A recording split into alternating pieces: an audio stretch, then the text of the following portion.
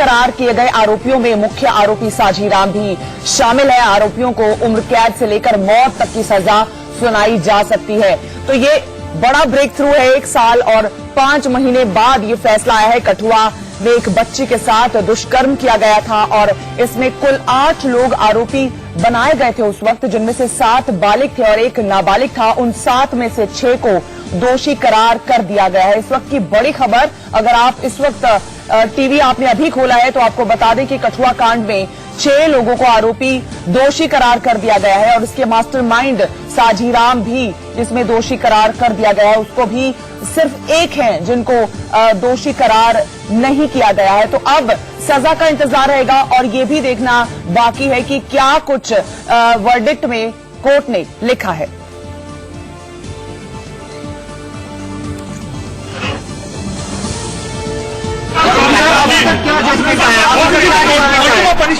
Quantum of punishment is coming soon. Sir, who are the 2 else who had not been? This includes Sanjiram? Let the full decision come. Then I will tell you. But we can survive the break that 5 have. 5 have been on. अभी तक दोषी करार है। अभी 7 नहीं, 5 नहीं है, सारे अभी 2 का भी आना बाकी है, 5 का अभी तक आ चुका है। ठीक है, हाँ जी, कन्फर्म है। साजीराम इंक्लूड है? नहीं, साजीराम अभी इंक्लूड नहीं है। अभी साजीराम का नाम बता दीजिए 5 के। सामने has been declared convicted and the rest quantum of punishment is coming soon. Sir, who are the 2 else who had not been? This includes Sanjiram? Let the full decision come. Then I will tell you. But we can. इसी खबर पर पल पल की जानकारी और update के साथ मेरे सहयोगी अजय जांड्याल इस वक्त पठानकोट में मौजूद हैं। सीधा उनका रुख कर लेते हैं। अजय, अभी वर्डिक्ट जो मेन आउटलाइन है वो तो समझ में आ गई है, लेकिन अंदर क्या लिखा है पूरी उस जजमेंट में वो समझ में आना बाकी है। 7 में से 6 दोषी करार दे दिए गए हैं।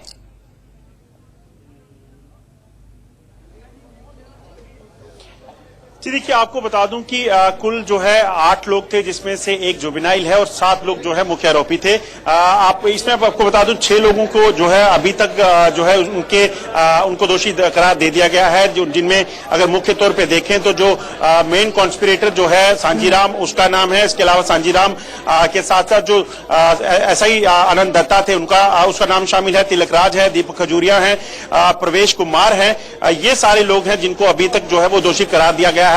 जबकि साजीराम का जो बेटा है उसको विशाल, उसको और उसके एक जो उसका कजन है जो मेन एक्यूज बताया जा रहा है, जुवेनाइल जो है, उनको लेकर अभी तक किसी तरह का फैसला नहीं हुआ है। उस पर अभी तक कोई जो है वो चीज सामने नहीं आई है, क्योंकि अभी जो है इस केस की सुनवाई अभी ये कहा जा सकता है कि चल रही है। जब पूरा फैसला बाहर आ जाता है तो ये साफ हो जाएगा कि आखिर को किस तरह से जो है दोषी करार दिया गया है। 2 बजे के करीब जो है इन सबको सजा सुनाई जा सकती है और उसके बाद जो है साफ हो जाएगा कि आखिरकार किस तरह जो है किन लोगों का क्या क्या रोल रहा उस मासूम बच्ची के साथ दरिंदगी भरा काम करने में, चाहे वो रेप हुआ, जहां हत्या की गई निर्मम तरीके से और 7 दिनों तक बच्ची की जो है लाश लापता रहती है। तो ये सारी चीजें जो है ये माना जा सकता है कि 2 बजे के करीब जो है बिल्कुल साफ हो जाएंगी। जी हाँ, जैसे मेरे सहयोगी ने बताया, एक बार आपको फिर से बता दें कि 2 बजे इस पूरे मामले पर जो सजा का ऐलान है वो कर दिया जाएगा और उम्मीद यही की जा रही है कि या तो लाइफ इम्प्रिजनमेंट या फिर फांसी की सजा का ऐलान हो सकता है। अजय, एक बार फिर से आपसे समझ लेते हैं कि जो 2 लोगों को अभी तक दोषी नहीं माना गया, एक आप बता रहे हैं कि नाबालिग है और दूसरा विशाल, इनको बाहर रखने की वजह क्या है? इनको वेयर इज द हिच?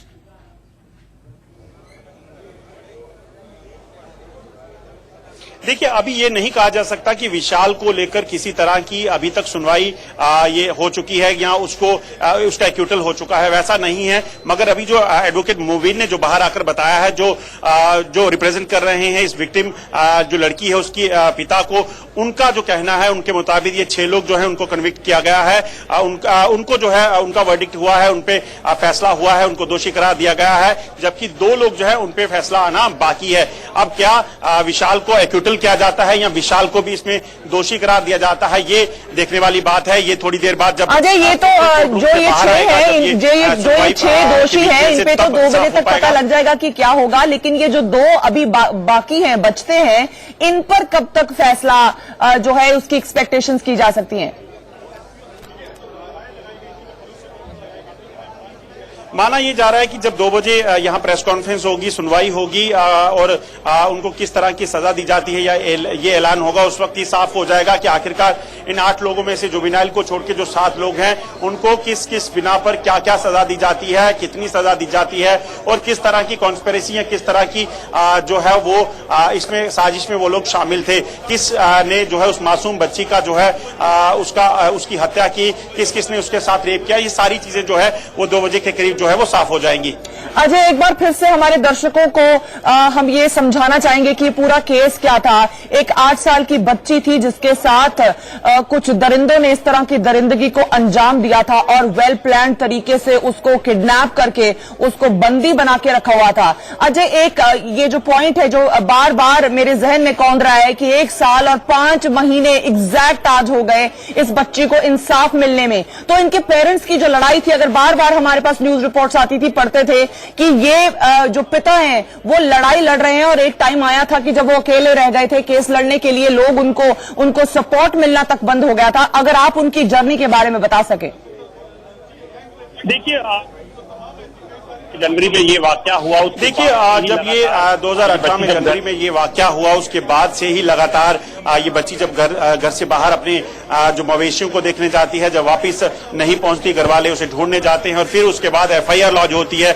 7 दिन के बाद बच्ची की लाश मिलती है, जब ये पाया जाता है कि उसके साथ किस तरह से बर्बरता हुई, उसके साथ रेप हुआ, उसके बाद हत्या की गई और उसके बाद जब इन्वेस्टिगेशन क्राइम ब्रांच तक पहुंचती है, क्योंकि जो इनिशियल स्टेज में जब इन्वेस्टिगेशन पुलिस की शुरू हुई हीरानगर पुलिस स्टेशन से, तो जो सब इंस्पेक्टर आनंद दत्ता थे और उसके जो साथ जो 2 अन्य लोग थे, उन्हें जो है ये बताया जा रहा है, चार्जशीट में बताया गया कि इन दोनों को सांजीराम ने पैसा दिया और उसके बाद इनको खरीदा गया, उसके बाद इस केस को मैनिपुलेट करने की कोशिश की गई।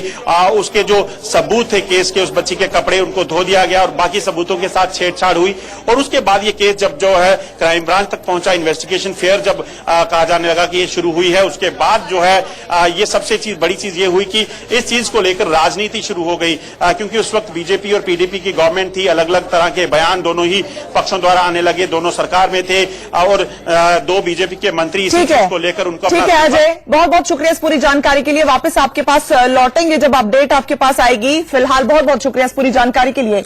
और इसी खबर पर मेरे साथ वुमेन एक्टिविस्ट जयंती दत्ता इस वक्त फोन लाइन पर जुड़ रही हैं।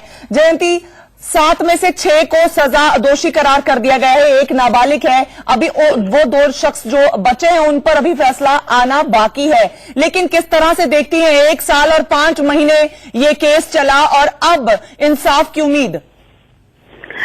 बस हम इंसाफ की उम्मीद ही कर सकते हैं, लेकिन इंसाफ मिलती है या नहीं, दैट्स अ बिग क्वेश्चन। क्योंकि इस कंट्री में अगर आप देखें, इस देश में किसी भी रेपिस्ट को इस तरह से कोई पनिशमेंट नहीं दी गई अभी तक, जहां एक रेप करने से पहले क्रिमिनल के दिमाग में ये तो आए कि अगर मैंने ऐसा किया तो मेरे साथ ऐसा हो सकता है। कोई भी एग्जेम्पलरी पनिशमेंट हमारे पास नहीं है।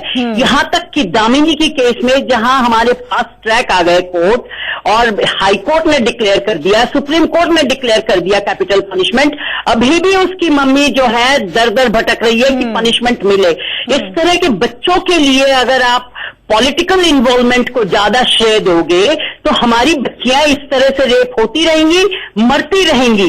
क्योंकि बच्चों का जहां तक बात है, जहां तक औरतों की सेफ्टी की बात है, मैं नहीं मानती ये कोई पॉलिटिकल मुद्दा है। ये सेफ्टी है for your children, for your women of the country. और यहां पे अगर हमारे जो लीडर्स हैं वो खुल के बाहर नहीं आते, इससे पूरी इसकी खिलाफत में, सपोर्ट में नहीं आते हैं, तो ये हादसे होते रहेंगे।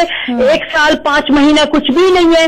दामिनी का केस देखिए, अलीगढ़ में देखिए, हर रोज आप पेपर में देखते हैं 5 साल की बच्ची, 7 साल की बच्ची, 8 महीने की बच्ची। इन बच्चों को मैं हैंडल करती हूँ, मुझे पता है कितना दुखद ये अवस्था है। और ये चीजें जब तक आप एग्जेम्पलरी पनिशमेंट नहीं देते हैं, ये बंद नहीं होने वाला। आप सोचिए उस बच्ची की हालत जिनके साथ इस तरह के बर्बरता हुई और वो उस बच्ची को किस तरह बेरहमी से मारा गया।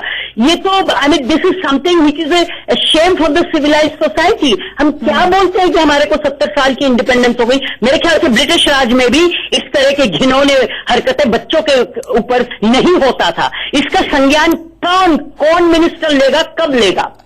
और जयंती, आपकी फीलिंग्स के साथ मैं पूरी तरह से अग्री करती हूं कि इस तरह के दुष्कर्म जो है वो हट नहीं रहे हैं। सरकार चाहे कोई भी हो, सरकारें बदलती रहती हैं, लेकिन इस तरह के जघन्य अपराध बार बार होते हैं और बार बार रिपीट होते हैं और लोगों में डर का इसके प्रति कोई खौफ नहीं है। और सरकार बार बार कहती है, जब देश की सुरक्षा के मामलों में बात होती है तो कहती है कि जीरो टॉलरेंस की नीति है। मुझे लगता है ये ज्यादा बड़ा मैटर है जिस पर जीरो टॉलरेंस दिखनी भी चाहिए उनके एक्शंस में, क्योंकि इस पूरे केसेस के दौरान, अभी अलीगढ़ वाले केस के दौरान एक मंत्री जी कहते हैं कि हो जाया करते हैं ऐसे हादसे। तो इस तरह की अगर संवेदनशीलता है तो कहां खड़ा है हिंदुस्तान, ये सोचने वाली बात है। नहीं, सिर्फ ये नहीं, आप बाहर के देशों में देखिए, chemical castration, stoned to death, इस तरह की डिटरेंट पनिशमेंट्स हैं। ये तालिबानी फरमान अगर आप कहते भी हैं, अगर भैया तालिबानी फरमान से मेरी बच्ची महफूज है, मेरे घर के औरतें महफूज हैं, मुझे तालिबानी फरमान बिल्कुल मंजूर है। लेकिन आप इस तरह की पॉलिटिकल बयान देंगे, बच्चों की सुरक्षा को लेके आप पॉलिटिकल इशू बनाएंगे कि पीडीपी है, बीजेपी है, कांग्रेस है, कोई भी हो, बच्चा तो बच्चा है ना, घर अपने देश का बच्चा है वो। उसके लिए क्यों नहीं इस तरह से संज्ञान आते हैं लोगों के कि हाँ this has to be stopped totally. आप देखिए 8 साल से ऊपर हो गए दामिनी केस को, अभी भी कुछ नहीं हुआ। कोई भी रेपिस्ट का आप एग्जेम्पलरी पनिशमेंट दिखा दीजिए कि हाँ ये पनिशमेंट है, ये आपने किया, अगर ये प्रूफ हो गया तो इस तरह से आप पॉक्सो में भी कैपिटल पनिशमेंट लाने के लिए हमें इतनी जद्दोजहद करनी पड़ी, लेकिन उसके बावजूद कुछ भी असर नहीं है, बिकॉज सब खुले घूमते हैं। इतना दे दो, ज्यादा से ज्यादा क्या देंगे आप? Life imprisonment. उनके तो दिन वो हो गए, भले हो गए, कुछ काम नहीं करना, कुछ नहीं, जेल में मत बैठ जाएंगे, क्या होगा? वो बच्ची की तो इंसाफ तो कोई दिला नहीं रहा है ना ऐसे बच्चों को। जयंती, किस बार बार सवाल उठता है, अलीगढ़ वाला केस ले लीजिए या फिर ये कठुआ वाला, कह देते हैं कि फास्ट ट्रैक में डाल दिया है केस, पर fast track is also not fast enough. नहीं, सिर्फ कठुआ क्यों, उन्नाव क्यों नहीं? और ये अलीगढ़ वाला जो केस है, वहां पे आप देखिए कितनी, मतलब किसने गफलत करी, कौन सा पुलिस ऑफिसर है जिसने इग्नोर कर दिया? अरे आपने जब क्रिमिनल्स को पकड़ लिया, वहां पे आपको हेजिटेंस क्यों है? कहाँ my last question to you, quickly आपसे आंसर चाहूंगी। आपको लगता है कि उम्र कैद या फिर फांसी की सजा इज नॉट इनफ? फांसी, फांसी, फांसी। चलिए, बहुत बहुत शुक्रिया हमसे जुड़ने के लिए और हमसे बातचीत करने के लिए। तो आपने वुमेन एक्टिविस्ट जयंती दत्ता के व्यूज सुने, कितना आक्रोश है, ये रिप्रेजेंटेशन है, उसी तरह की आवाज है जो आप तक पहुंची है। बार बार बच्चियों के साथ इस तरह की दरिंदगी अगर होती रहेगी और उस पे इमीडिएट एक्शन नहीं नजर आएगा, जीरो टॉलरेंस नहीं नजर आएगी, तो ये वारदातें रुकने वाली नहीं है, क्योंकि प्रशासन और समाज दोनों इसके लिए बराबर के जिम्मेदार हैं, दोनों बराबर के भागीदार हैं। तस्वीरें बार बार अलग अलग शहरों से इस तरह की तस्वीरें पेश होती हैं, अलीगढ़, प्रयागराज हो या लखनऊ हो, हर तरफ से आवाज यही उठ रही है कि इस तरह के मासूम बच्चों के साथ दरिंदगी पर तुरंत इंसाफ होना चाहिए। यहां एक ब्रेक के लिए रुकेंगे, जल्द लौटेंगे। आज फाइनली पठानकोट में कोर्ट ने फैसला सुनाना है और 7 में से 6 लोगों को दोषी करार कर दिया गया है। इस वक्त की बड़ी खबर है ये, दोषी करार दिए गए हैं। साझी राम को भी दोषी करार दिया गया है, दीपक खजूरिया, आनंद दत्ता, तिलक राज, इन लोगों को दोषी करार दे दिया गया है। हालांकि अभी एक जो आरोपी है विशाल और एक नाबालिग है, उस पर फैसला कोर्ट ने अभी देना है, जजमेंट बाहर आना बाकी है और इस पर सजा का ऐलान करीब 2 बजे उम्मीद की जा रही है कि हो जाएगा। तो जम्मू कश्मीर के कठुआ में 8 साल की बच्ची से बलात्कार और उसकी हत्या के मामले में पठानकोट की यह विशेष अदालत है जिसने आज फैसला सुनाया है। देश को स्तब्ध कर देने वाले इस पूरे केस में बंद कमरे में सुनवाई की गई और बताया जा रहा है कि 3 जून को यह सुनवाई पूरी हो गई थी और फैसला आज के दिन सुनाए जाना भी तय हो गया था। तो उसी तय प्लान के हिसाब से आज ये फैसला सामने आता है कि 7 में से 6 लोगों को दोषी करार कर दिया गया है। तो अब पूरे देश से अलग अलग हिस्सों से यही पुकार कि इन लोगों को इंसाफ तभी मिलेगा जब उम्र कैद या फांसी की सजा का ऐलान होगा, क्योंकि ये कठुआ की उस बच्ची के लिए इंसाफ से ज्यादा बाकी बच्चे जो देश में असुरक्षा का माहौल है बच्चियों के लिए, उनके लिए ये ज्यादा जरूरी होगा कि कोर्ट क्या फैसला देती है, क्या जजमेंट देती है, किस तरह से उनको सजा दी जाती है, क्योंकि आगे ये बेंचमार्क सेट करने की एक पहल होनी चाहिए इस तरह के केस को। फास्ट ट्रैक में ये केस चला, करीब 1 साल 5 महीने लग गए इस पर नतीजा सामने आने में, और अब 2 बजे का इंतजार सभी को रहने वाला है कि क्या सजा सुनाई जाती है इन 6 दोषियों को।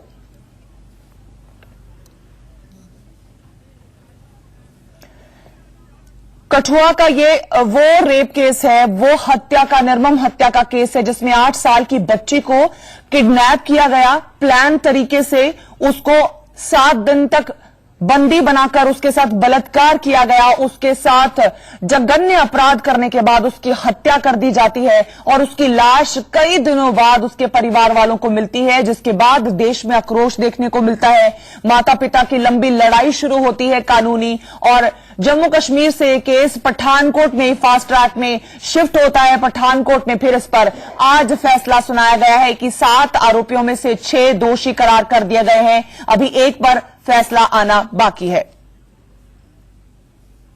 वो जो दत्ता है और तिलकराज और सुरेंद्र, इनको 201 में सजा की है, बाकी आईपीसी ऑफेंसेस में बरी कर दिया इनको। नहीं, ये सांजी राम और बाकी लोगों को क्या सजा? सांजी राम अभी क्वांटम में 2 बजे करनी है उन्होंने। दीपक खजूरिया, परवेज और सांजी राम को की है। अच्छा, तीनों की दीपक खजूरिया, सांजी राम और परवेश को सजा हुई है। सजा हुई है। अच्छा, और बाकी जो है बाकियों को किया, लेकिन 201 में किया उनको। और विशाल को सारे ऑफेंसेस में बरी कर दिया। अभी 2 बजे पता लगेगा। 2 बजे पता लगेगा कि कितना धाराएं क्या है। सांजीराम और विशाल और परवेश को 376 और 302 के तहत सजा सुनाई है। सॉरी, विशाल बरी किया, परवेश को हाँ, और किसको? परवेश, सांजीराम और दीपक को, दीपक खजूरिया को, उसको उनको क्या धारा लगी है? 302 और 376 डी जी। और आनंद दत्ता, तिलकराज और सुरेंद्र को 201 के तहत सजा की है। 201 आरपीसी 201। हाँ, और विशाल को सभी ऑफेंसेस में से एक्विट कर दिया कोर्ट ने, उसको निर्दोष मानते हुए बरी कर दिया। रीजन नहीं है इसमें, रीजन अभी जजमेंट मिलेगी फिर बताएंगे आपको। अब विक्रांत महाजन और एचएस पठानिया जी। तो अभी इसके बाद आपका,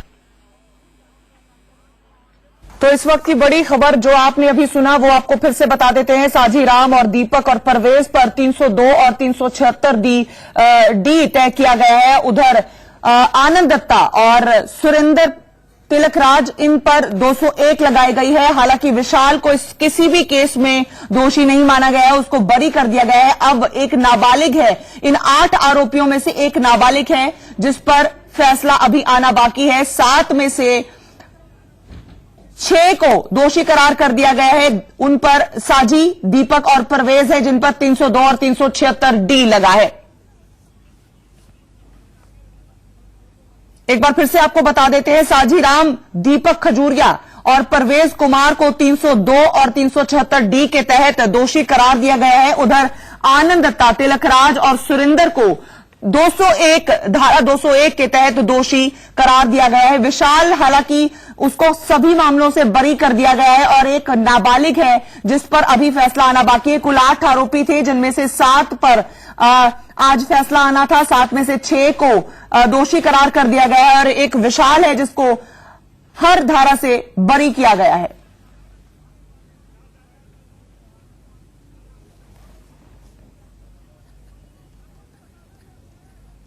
इस वक्त की बड़ी खबर आपको बता रहे हैं, फैसला अभी करीब 2 बजे अनाउंस किया जाएगा कि इनको सजा का ऐलान क्या होगा। सजा अभी सुनाना बाकी है, लेकिन इन पर जो मामले हैं वो तय कर दिए गए हैं। साजीराम, दीपक खजूरिया और परवेज को धारा 302 और 376 डी के तहत दोषी करार दिया गया है। वहीं आनंद दत्ता, तिलकराज और सुरेंद्र को धारा 201 के तहत दोषी करार दिया गया है और विशाल को इस पूरे मामले से बरी कर दिया गया है। अभी एक नाबालिग है इन 8 आरोपियों में से, जिस पर फैसला आना बाकी है।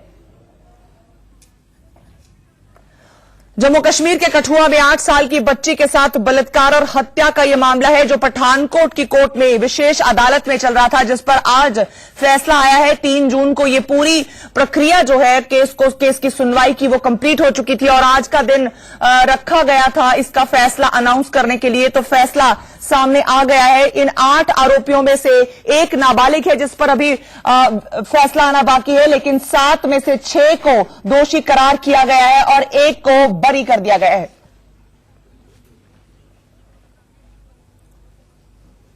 वक्त एक ब्रेक का है, जल्द आएंगे।